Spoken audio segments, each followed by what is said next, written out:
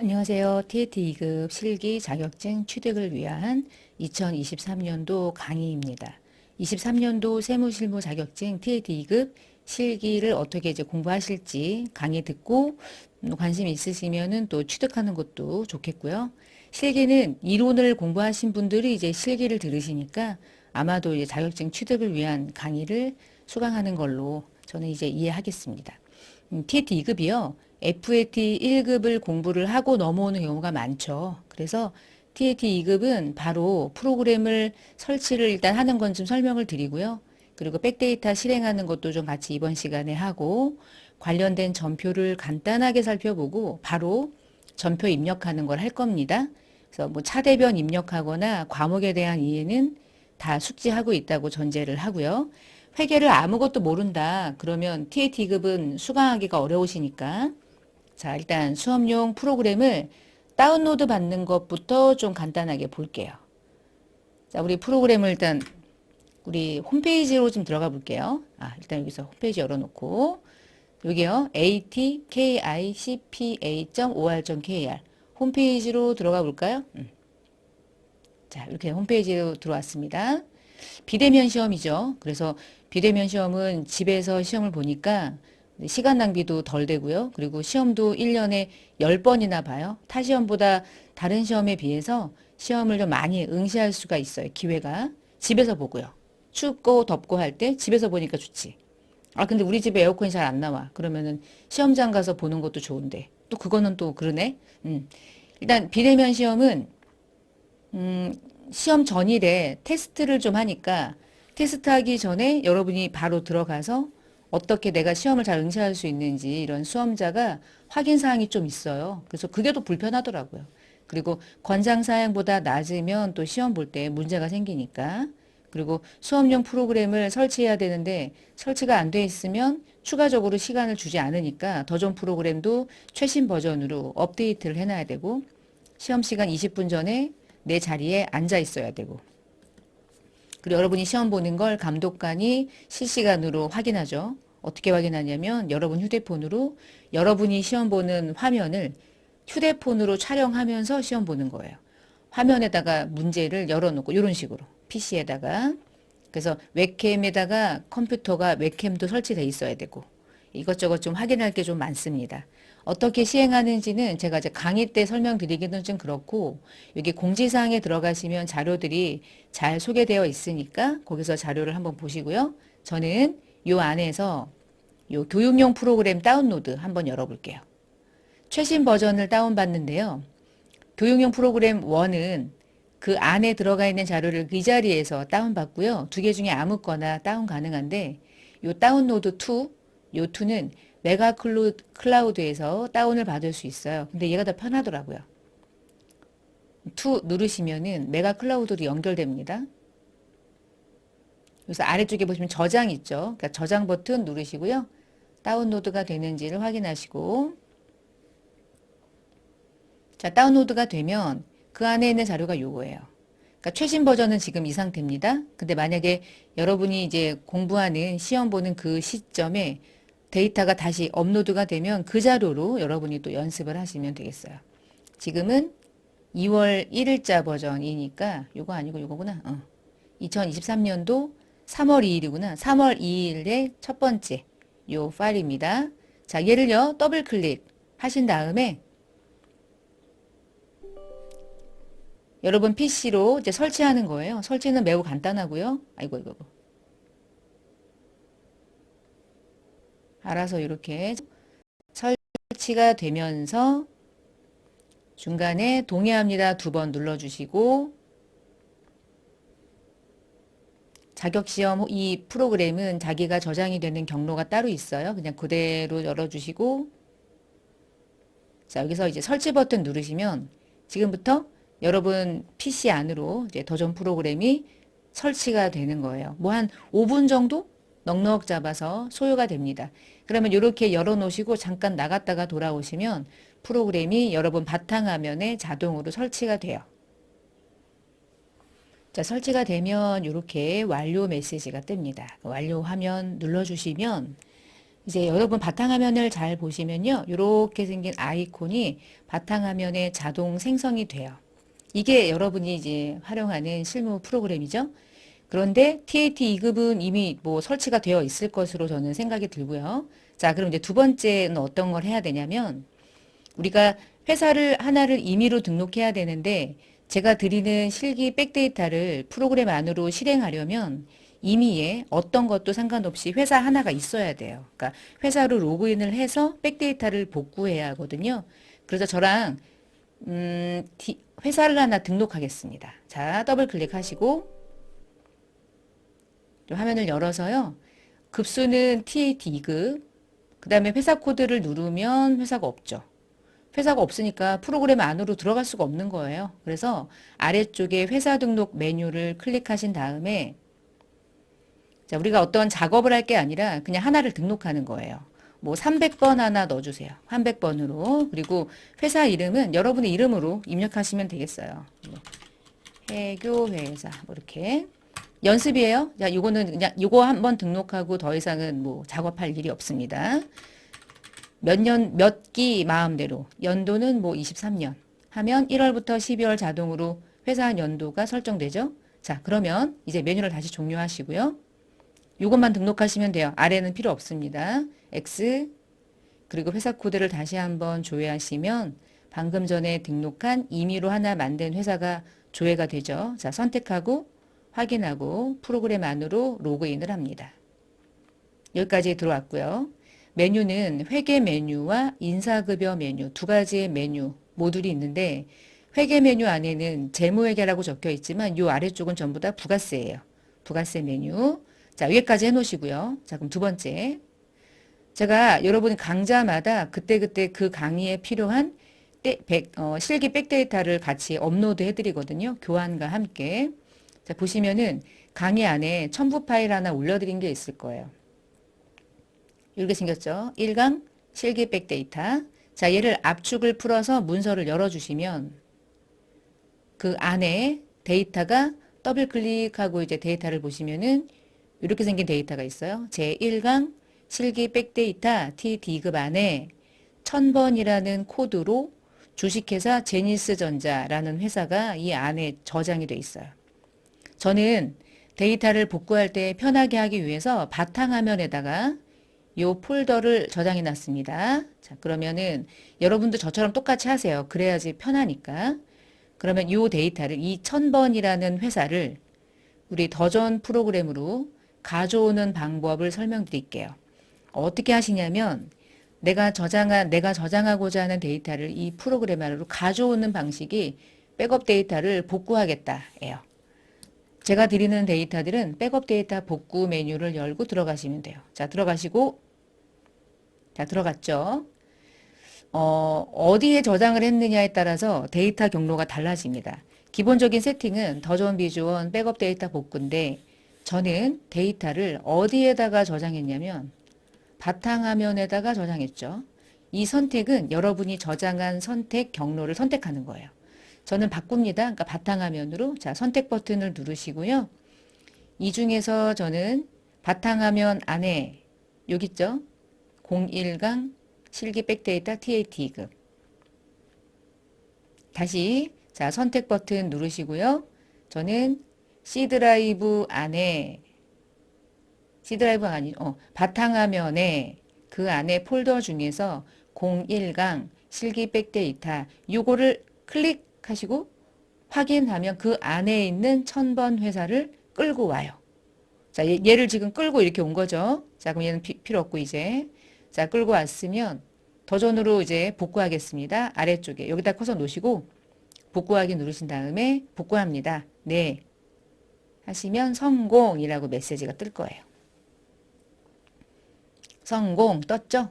자, 그럼 이제부터는 1000번이라는 회사로 들어가서 연습할 거거든요. 자, 우측 왼쪽 맨 상단에 보면 0300번 해교회사가 약간 볼록하게 튀어나와 있는데 얘를 클릭하고 회사를 바로바로 바꾸는 거예요. 회사 코드를 입력. 우리는 지금 이제 제니스전자로 들어갑니다. 선택하시고요. 확인하고요. 한 번 더 로그인하고 네 하시면 아까 열렸던 데이터가 아니라 우리가 이제 연습할 제니스전자로 회사가 다시 재선택이 됐어요. 자, 여기까지 이제 하시면 우린 지금부터 전표 입력하고 등등등에 대한 정보들을 입력하는 연습을 해볼 겁니다. 여기까지 오시고요. 백업 데이터는 C 드라이브 들어가서 하시는 거고요. 그리고 저는 이제 여기 안에 바탕화면에다가 다운로드 받았던 것에 대한 화면을 설명드린 거니까 여러분은 제가 설명드린 것처럼 따라서 백데이터를 복구해 주세요. 자, 그러면 전표의 종류를 설명드리기 전에 우리가 계정 과목 코드 체계가 자산은 유동과 비유동으로 구분되어 있고 당좌랑 재고가 있는데 당좌는 101번에서 145, 재고는 146에서 175 이렇게 구성되어 있잖아요. 전표 입력하면서 코드 체계 좀 볼 거고요. 그리고 부채가 200번대 붙고 자본이 대체적으로 300번대 붙어요. 그러다 보니까 매출은 400번, 원가 400번, 그리고 여러분이 사무실을 운영하기 위해서 들어가는 여러 가지의 비용들을 판매비와 관리비라는 계정에 분류하는데 판관비 계정 과목은 여러분 800번대 코드에 걸려 있는데 판관비 TAT 2급은 TAT 2급 시험은 제조업과 관련된 회사라서 제조업은 원가를 분류하기 위해서 똑같은 복리인데 어떨 때는 500번대가 들어가고 어떤 때는 800번대가 들어갈 거예요. 그리고 여러분은 원가를 구할 때 도급원가 안 쓰니까 600번대 코드 안 쓰고요. 건설업 중에 분양원가 안 쓰니까 700번대는 안 써요. 500번대랑 800번대의 비용만 구분해서 처리하셔야 돼. 왜냐면 제조업이어서. 자, 그러면 요거 하나 조회해보고 바로 연습하는 예제를 좀 풀어볼게요.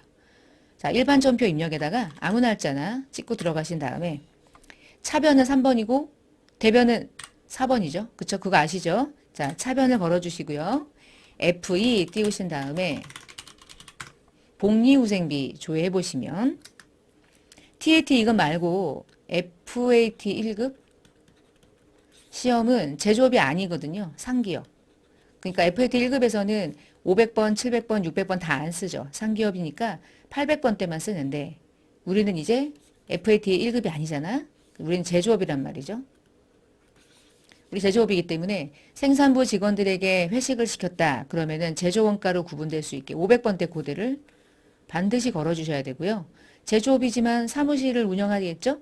회계팀도 있고 인사팀도 있고 영업팀도 있겠죠. 자, 그들이 밥을 먹었다. 그러면 똑같은 복리인데 판관비 복리로 구분될 수 있게 800번대 이렇게 500번대 800번대 구분해서 회계 처리 600과 700은 안 쓴다. 보이지만 없다. 나는 안 보인다. 이렇게 생각하시고요. 500, 800 두 가지의 코드만 씁니다. 자, 그 다음에 또 하나의 특징이 하나 있는데 어떤 특징이 있냐면 우리 각종 은행에다가 뭐 이체할 때 나가는 수수료나 다양한 비용 중에 수수료 비용이라고 회계 처리하는 과목이 있잖아요.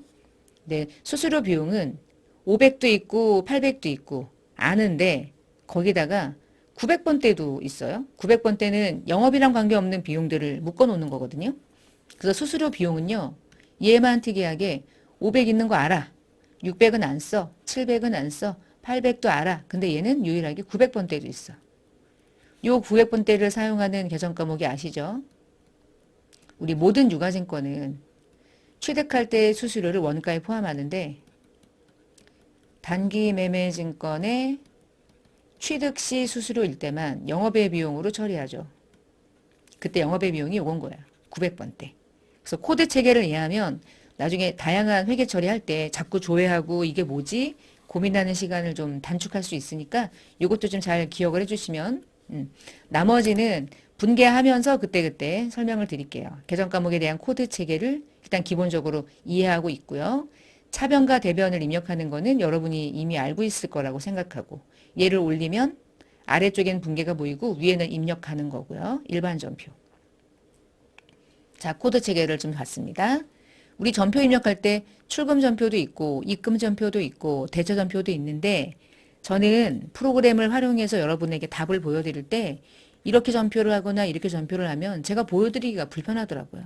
그리고 저는 현금이 거래가 되는 모든 거래라고 해도 대체 전표로 차변은 3번, 대변은 4번 요 입력 방식으로 모든 전표를 입력할 거예요. 그러니까 여러분은 현금 전표를 쓰고 싶을 때는 출금 적어도 되고요. 입금 적어도 돼요. 여러분 마음대로 하시고 저는 이제 강의할 때는 대체 전표로 하겠습니다. 답은 같기 때문에 아무 상관이 없으니까. 자, 이번 시간에는 요 3만 원이 초과되는 거래들이 일어났을 때 영수증 수치 명세서를 작성해야 되는데 그게 여기에 있는 양식이죠. 여기 있죠. 여기 영수증 수치 명세서. 우리 영수증 수치 명세서 하고요. 경비 등에 대한 송금 명세서 두 가지 명세서를 만드는 게 시험에 무조건 한 문제가 나오거든요. 둘 중에 하나. 맨 처음에 나올 거야. 첫 번째 문제로 둘 중에 하나가 나오는데 이건 왜 작성하는지를 잠깐 보겠습니다. 우리가 이제 어떤 사업자랑 어떤 일정 사업자하고 거래를 하는데 제가 이제 돈이 나가고 증빙을 받아야 되는데 우리가 어떠한 증빙이든 그 금액이 얼마든 500만 원이든 1000만 원이든 그 금액을 전혀 문제없이 인정받으려면 정규증명서류를 받아야 돼요. 그 중에 하나가 세금계산서고요. 부가세가 없는 거래였다면 계산서고요. 아니면 신용카드거나 현금영수증은 받아야 돼.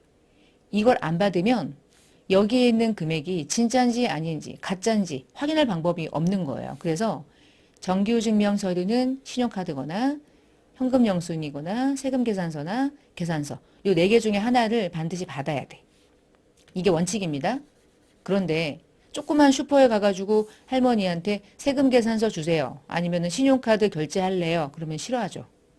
내가 결제할 금액이 3만 원도 안 돼. 너무 소액이야. 그러면 할머니가 주시는 영수증이 하나 있잖아요. 그게 이제 간이자 빼면 그냥 일상적으로 부르는 이름이 그냥 영수증이죠. 현금 영수증 아니고 그냥 영수증. 흰 종이. 그러면 영수증에다가 써주는 금액이 내가 비용 처리도 되면서 가산세까지도 부과되지 않는 완벽한 영수증으로서 인정받으려면 소액이어야 되는데 그 소액의 기준 금액이 3만 원까지예요. 영수증으로 비용 처리하려면 3만 원까지는 그래 너무 소액이니까 비용 처리해. 그리고 문제 안 삼을게. 3만 원까지는 네가 장난쳐도 나도 모르겠다. 바카스 사는데 12,000원인데 그거를 카드로 결제하거나 세금 계산서를 받는 건 어렵겠지. 오케이, 알았어. 근데 3만 원을 초과하면 건당 3만 원을 초과했다면 그때는 받아. 이거 네 개 중에 하나 받아. 근데 만약에 안 받았다면 그것을 수취하지 않았다면 그땐 수취하지 않았어. 그래서 내가 받은 영수증이 5만 원짜리야. 예를 들어. 그 5만 원짜리 너 비용 처리했어? 그래? 비용 처리해서 세금 덜 낸 거야? 그러면 그땐 가산세 부과할 거야. 그래서 너 이 증빙 수취하지 않았니? 그러면 지출과 관련된 증명 서류를 제대로 된 걸 수취하지 않았다는 미수취 가산세로 거래한 금액의 2%만큼을 법인세 신고 납부할 때 2% 가산세로 납부해야 돼요. 그러면 가산세 납부 안 하려면 어떻게 하면 돼요? 완벽한 증빙을 받거나 아니면 3만 원 이하의 영수증을 받거나. 근데 하다 보면 3만 원 초과되는 영수증 받을 수도 있잖아요. 그렇죠? 자, 그럴 때 어떻게 처리할 것인가? 어떻게 회계 처리할 것인가? 그것에 대한 문제입니다. 그리고 또 하나는 5만 원짜리 간이 영수증을 받았어요. 영수증이래. 늘 가산세가 부과되느냐? 가산세 부과를 하는 경우도 있고요. 에이, 안 할게. 이런 경우도 있어요. 그걸 3만 원이 초과되는 거래라고 해도 그중에 제외 대상 거래가 있으면 제출해. 그러면 가산세 적용하지 않아요. 이런 경우는요. 3만 원이 초과되는데 증명서류를 수취하지 않았대. 그리고 얘를 제출해. 그리고 가산세가 부과되는 경우도 있고. 그러니까 둘 중에 하나야. 왜 5만 원짜리 받으면 그냥 다 때리지. 왜 얘는 제외 대상이 있어가지고 가산세를 적용하지 않느냐. 그럴 수밖에 없는 이유가 있어서 어쩔 수 없는 거야. 영수증밖에는 받을 방법이 없어. 근데 영수증 받았다고 가산세를 부과하는 건 좀 그렇잖아. 그치? 영수증을 받을 수 없는 상황이라면 그건 인정해 줄게. 가산세 적용하지 않게 해줄게. 단 작성은 해. 영수증 받았다는 명세서는 작성해. 무슨 얘기지? 이제 한번 전표 입력하고 명세서 만드는 걸 해볼게요. 자, 3만 원을 초과하는 거래입니다. 아래 보니까요. 택시 요금이네요. 그쵸? 택시 사업자고요. 이거 더해서 5만 원을 결제했고요. 이 돈은 영업부 직원이 출장 갔을 때 택시 요금을 현금으로 주고 영수증을 받은 거래. 그러니까 현금 영수증은 아니야. 10,000원짜리 5장 주고 그냥 영수증을 받은 거야. 자, 그럼 이 문제를 여러분이 수행할 때는 이렇게 평가 문제를 읽고 얘가 하라는 대로 순서대로 하는 거야. 첫 번째, 거래를 입력한다. 어디다가 입력할까요? 메인 매출에 입력할까요? 일반 전표에 입력할까요? 부가세가 없잖아요. 야, 우리 공부한 거랑 연관되네. 택시요금은 과세인데, 원래 부가세 있는데. 근데 택시 사업자는 우리나라에서 어떤 사업자냐면 세금 계산서를 절대 발행할 수 없는 영수증 발급 사업자였어. 그러니까 택시 사업자한테 영수증을 받는 건 너무 당연한 거 아닌가? 근데 이 영수증 받았다고 5만 원짜리가 3만 원 넘어가니까 이 금액에 대해서 2% 가산세 내라고 하면 너무너무 억울하지 않아요? 택시 사업자는 영수증만 발급하게 해놓고 영수증 받으면 가산세를 부과해? 말이 안 되잖아. 얘가 영수증을 받아도 5만 원짜리를 받아도 가산세가 부과되지 않는 대표적인 사례인 거예요. 근데 작성해야 돼. 자, 그러면 하나씩 볼게요. 그러니까 매입세 공제받고 이런 건 아무것도 안 되고 원래 영수증을 받았으니까 비용은 처리하러 가야 돼요. 자, 그러면 어디로 갑니까? 물어보니까 일반 전표로. 일반 전표 날짜 여기 보이시죠? 3월 1일자로 들어가시고요. 차변에 영업부 직원이 출장 갈 때 사용한 비용은 여비교통비 아닌가? 800번대. 맞죠? 이게 생산직 직원이 만약에 출장비 냈다. 그럼 500번대를 거는 거고요. 영업부 직원이면 800번대예요. 자, 금액은 5만 원이고요. 대변에. 현금이니까 현금을 찍으려고 하는 거예요. 저는 현금 찍을 겁니다. 분계는 끝났어? 자, 근데 분계는 끝났는데 분계만 끝난 게 끝이 아니라 이 거래는 5만 원이라고 하는 영수증을 받았으니까 영수증을 받았다는 3만 원을 초과하는 영수증은 일단 작성해야 돼. 자, 가는 거죠. 영수증 수취 명세서. 이미 두 건이 있네요. 이미 두 건이 있고요. 우리는 지금 세 번째 자료가 되는 거예요. 자, 날짜를 보고 이제 입력하는 겁니다. 2023년도 0301. 이 택시회사 이름은 성진운수. 개인택시 사업자의 이름은 김성진. 서울구로 디지털로 32. 사업자 번호는 2117-1112-342. 저 지금 여기 있는 거 보고 넣은 거예요. 자, 거래 금액은 5만 원이죠. 그러고 났더니 박스가 하나 뜨네요. 자, 이 박스가 뭘 의미하냐면 이 박스 안에 해당되는 거래라면 여기에 해당된다면 이거. 그래서 박스를 좀 쳐볼게요. 이렇게 예쁘게. 자, 여기에 해당되는 거래로 5만 원짜리 영수증을 받은 거라면 여기에 해당되면 그러면 이유가 있었구나. 그럼 가산세 부과 안 할게. 내용만 넣어. 그러면 이 중에 해당되는지 볼게요. 택시죠. 택시가 여기 있네요.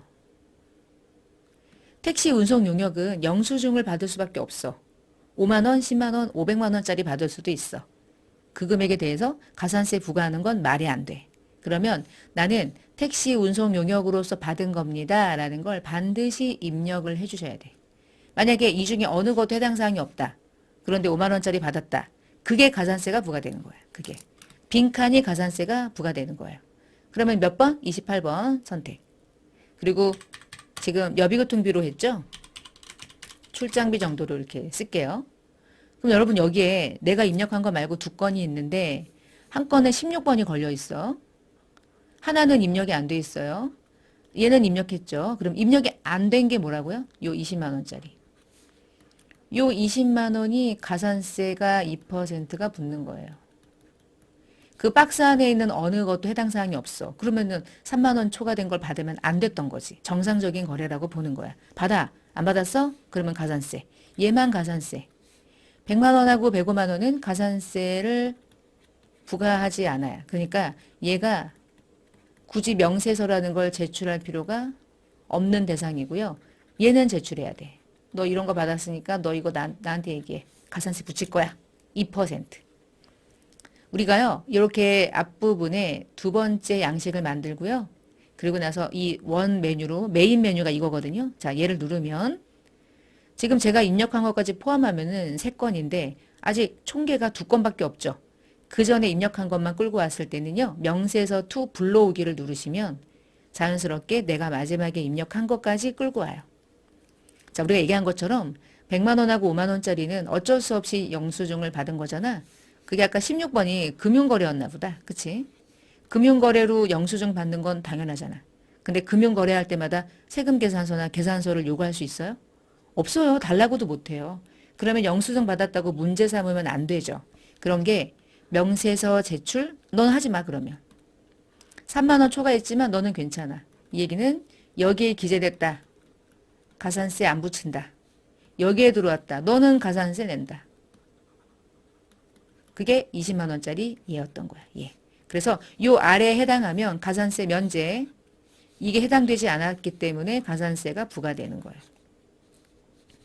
자, 이렇게 해서 시험은 이미 입력이 몇 개 돼 있고 내가 또 입력을 했어. 그러면 마지막에 요 내용들을 토대로 질문을 할 거예요. 그러면 그 질문을 다시 들어와서 보면서 찾는 겁니다.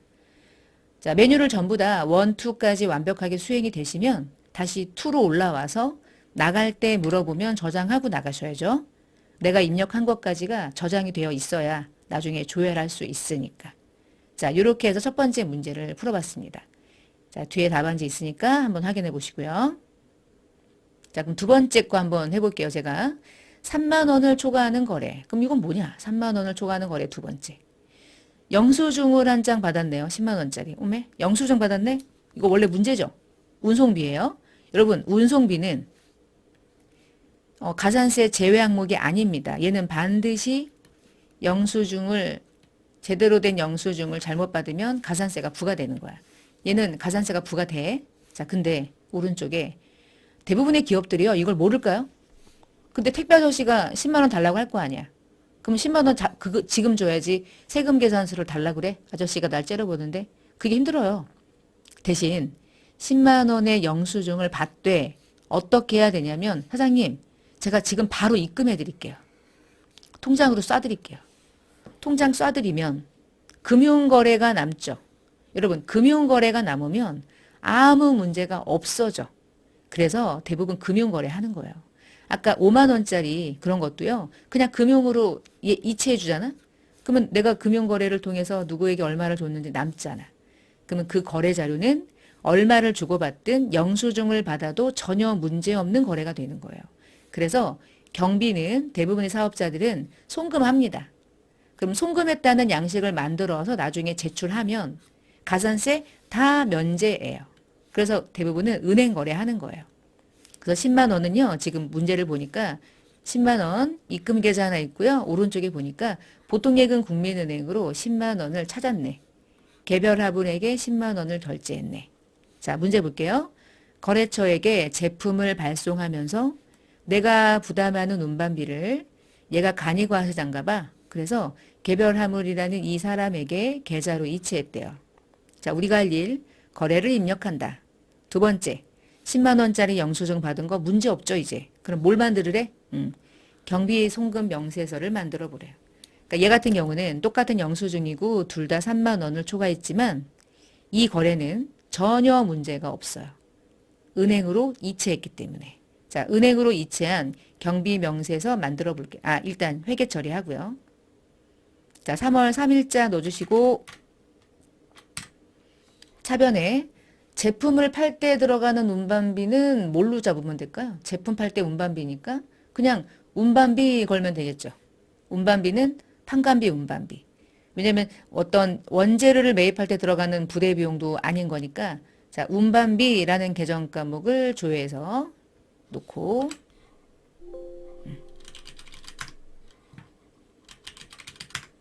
운반비 하시면 800번대 운반비 보이죠? 자, 여기다가 선택. 자, 위에 적용가 싫으면 일단 지우고 넘어가시면 되고. 자, 10만 원 나갔고요. 그 다음에 대변에 보통예금으로 결제했고요. 계좌는 국민은행 보통예금. 선택. 전표 먼저 입력합니다. 자, 이거 입력하시고요. 두 번째. 영수증을 3만 원짜리 초과된 걸 받으면 프로그램이 빨간색으로 막 떠. 너 어떻게 된 거야? 너 가산세 붙어 안 붙어? 막 물어봐. 그러면 안 붙는다는 얘기를 하기 위해서 나는 송금했어. 명세서를 만들어주는 거예요. 자, 거래일자는 2023년도 0303이고요. 그 다음에 상대방 사업자는 개별화물 4675 사업자 번호는 12021 거래 내역은 그냥 운임 간단하게 쓰시고 거래 금액은 10만 원. 송금을 언제 했어요? 2023년도 0303 했죠? 어느 은행으로 이체했습니까? 내가 국민은행이고 상대방은 어느 은행이었어요? 하나은행이었죠?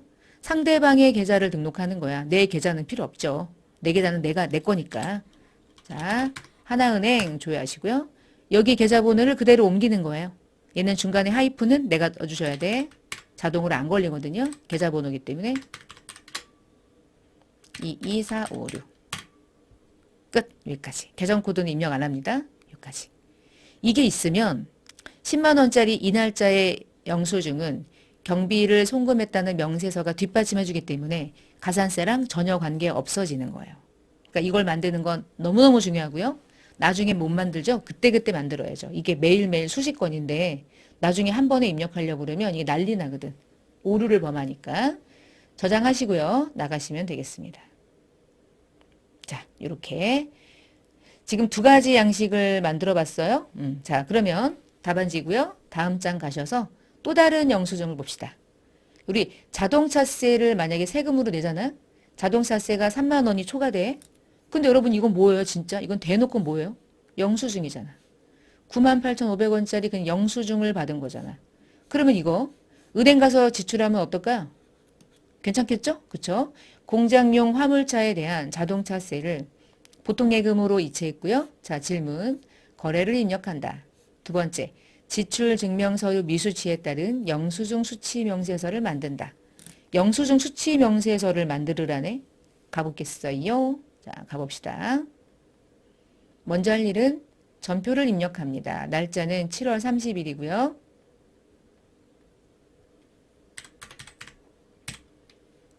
여러분 이 차가 어디 차래? 공장화물차? 공장화물차에 대한 자동차세는 일단 세금과 공가인데 FE 세금과 공가인데 아이고 뭐야 왜 이래 세금과 공가인데 공장용 화물차에 대한 세금과 공가는 이제 코드를 500번대를 걸어서 제조원가인 코드 공장용이라는 말에서 얘를 얼른 찾아내야 돼. 영업부 그러면 800번, 공장용 그러면 500번. 다 제조원가가 되는 거야.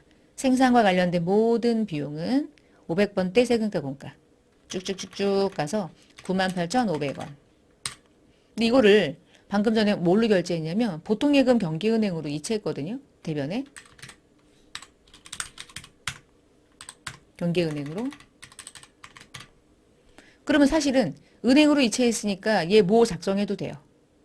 이체했으니까. 경비등 송금 명세서 만들어도 되죠. 근데 지금 문제는 뭐를 만들으래? 영수증 수치 명세서를 만들으래. 가봅시다. 영수증 수치 명세서. 또 들어가니까 내가 지금 이거 입력하면 또 4개째 되는 거죠. 자, 보니까요. 날짜는 2023년도 0730이죠. 근데 여기 위에 문제를 보니까 뭐라고 했냐면 공급자인 상대가 누구예요? 지자체잖아. 그치? 자, 지자체에 인적사항은 생략하기로 한대. 그치? 어떻게 더? 생략. 금액 얼마짜리 받았습니까? 98,500원. 여러분 생각을 해보시면 98,500원짜리 이 영수증 문제가 되나요? 생각해봐요. 누구랑 거래했기 때문에 영수증 받아도 돼요. 지자체인 국가 등과 거래한 거잖아. 그치? 그럼 국가 등과 거래해가지고 세금을 냈는데 그 세금에 대해서 반드시 계산서나 아니면 신용카드를 반드시 받아야 해요. 안 받아도 된단 말이야. 국가 입장에서. 그래서 국가랑 거래했기 때문에 그 영수증은 가짜가 아닐 거니까 그 영수증이 3만 원을 초과해도 가산세를 부과하지 않겠어 라고 하는 메뉴로 19번째인 국가 등과 거래를 선택하는 거예요. 800번, 아니 500번대였죠. 큰일 날 뻔했네. 500번대 세금과 공가. 자동차세. 하시고 다시 영수증 수치명세서 원을 열어서 내 건이 아직 안 붙었죠? 지금 국가 등 거래가 여기 한 해가 추가가 돼야 되니까 명세서 2 불러오시면 바로 적용되죠. 이렇게. 바로 적용. 그러면 다시 2 넘어가서 빠져나갈 때 저장하고 나가시면 이제 4개째가 된 거예요. 이 아래쪽의 답은 98,500원짜리만 이 국가 등 관련된 거래가 들어간다고 표기만 되어 있는 거고요. 그리고 답안지 보실 때 여기 제라고 하는 게 제조 원가로 갑니다 라는 코드를 설명하는 거예요.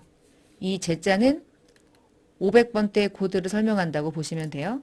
500번대 코드 자체가 쓰여 있지 않을 뿐이지.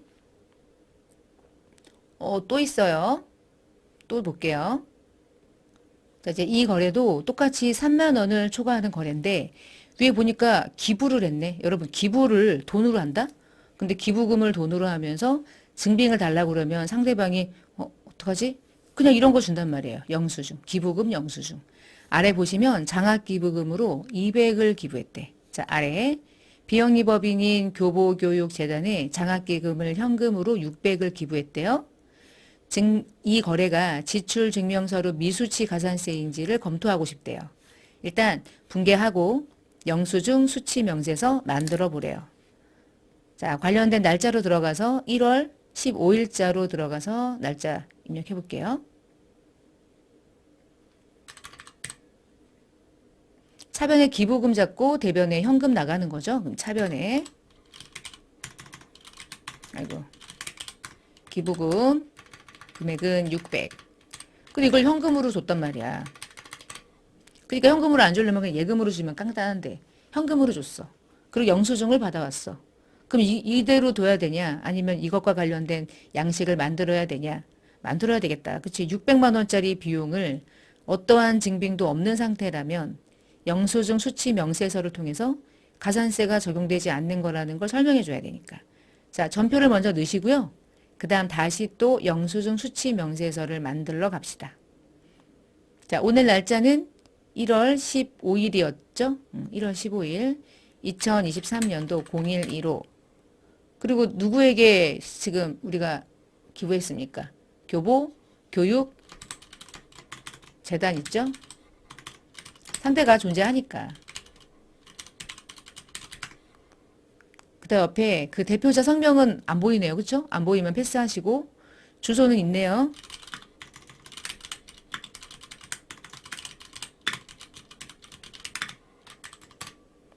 사업자 번호는 101-822-1513.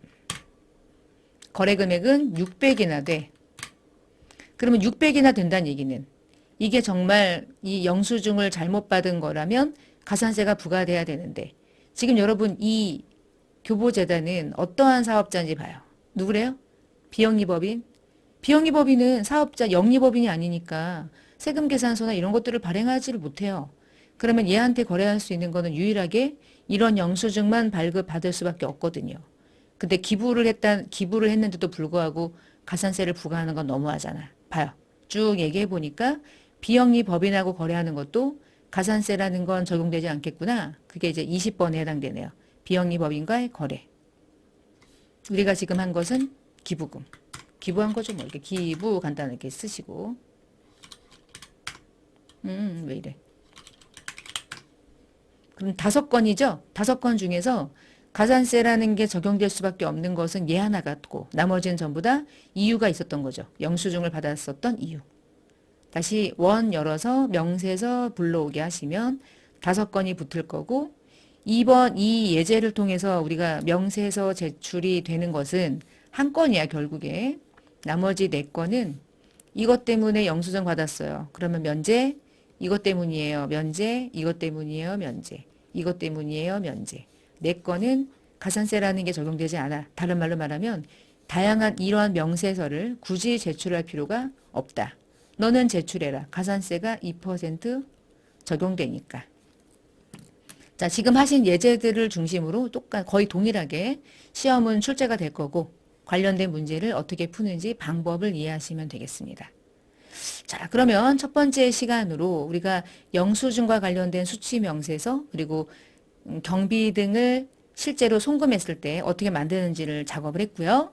자, 마지막으로 다시 돌아와서 ESC하고 나가면서 저장하고 나가시면 자, 우리 제인스전자는 현재 영수증 수치 명세서가 5건이 있는 것으로 경비 등 송금 명세서는 1건이 있는 것으로 그렇게 이제 관련 자료가 마무리가 된다고 보시면 돼요. 이렇게 입력하고 자료를 쌓아놨다가 마지막에 FAT 1급처럼 이제 질문할게. 그리고 그때 질문한단 말이야. 그러면 찾아서 내가 입력한 것과 그 전에 기존에 입력했던 것들을 다 포함해서 그때부터 이제 문제를 풀어 나가는 거예요. 그래서 실무 수행이 틀리면 뒤에 문제는 당연히 틀릴 수밖에 없는 구조입니다. 현재 시험 문제가. 그렇게 이제 실무 수행을 일단 정확하게 해 놓는 게 제일 중요합니다. 첫 번째 시간 이렇게 마무리하고요. 또 다음 시간에 뵙겠습니다. 마치겠습니다. 감사합니다.